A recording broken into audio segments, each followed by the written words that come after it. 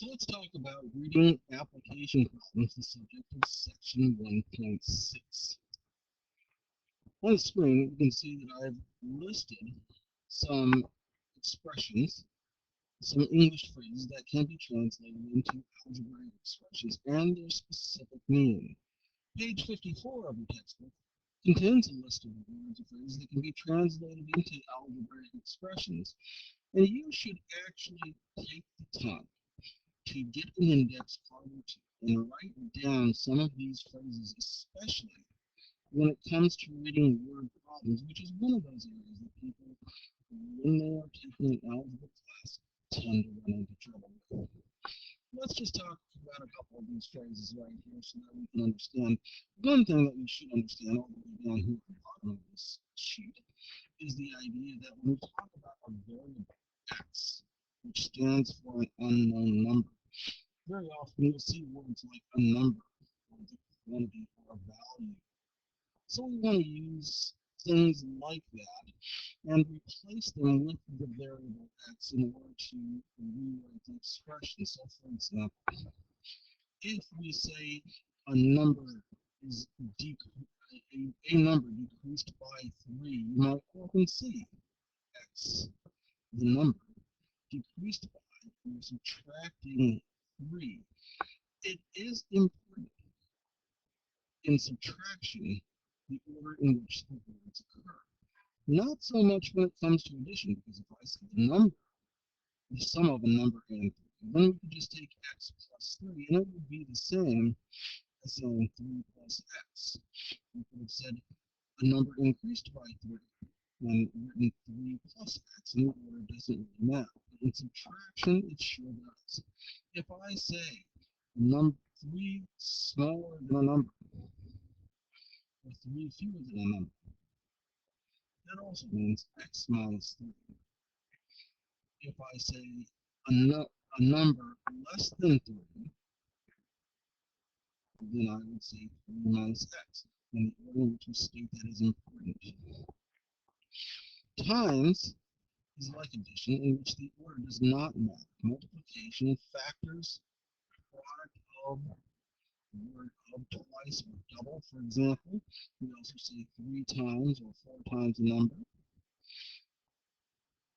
Division, like subtraction, also matters the order in which we state things. If we say a number divided by 2, we mean a number divided by 2.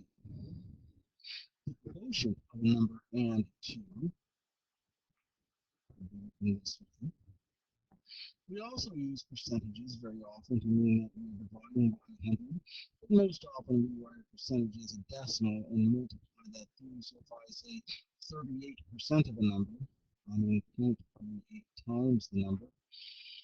1/2 of a number would mean multiplying the number by 1/2. 1/5 of a number would mean multiplying the number by 1/5. So those are, in essence, multiplication words that are used to indicate that it's the same as taking a number and dividing by 2, or taking a number and dividing by 5. So you have to be very careful with what you write this. And the best way to understand these types of things is to go ahead and practice them. So let's go through a few examples where we have to translate the following expressions into variable expressions.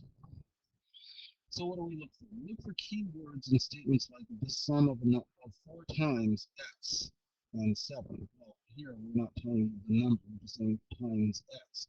So we're saying the sum. There's definitely an addition involved in here. So you know that that's going to happen. When we see 4 times x, we always write that as 4 times x for x and 7. So that's a very direct one. Here's another one, the product of 5 and the difference between w and 3. So now we've got a compound statement going on. So we have to be very careful. We should almost read this from right to left. The difference between w and 3, we can state that and makes a difference right here. W and 3. The difference between W and 3 means W minus 3. The difference between 3 and W, we would write 3 minus W. But you have to be very careful. So now we're going to treat that as a single quantity. And we're going to take the product of 5 and that difference. So that means we're going to take 5 times that entire difference, not just w, or not just 3, but the entire difference of w minus 3. So when you see a statement like this is a compound statement, and you have to be careful. All right, how about the difference between 6 and the product of 2 and y?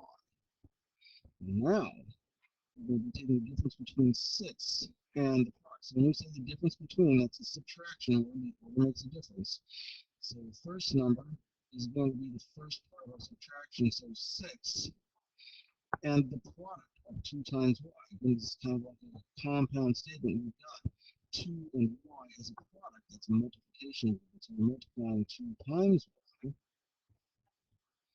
And since we're taking the difference, we're subtracting.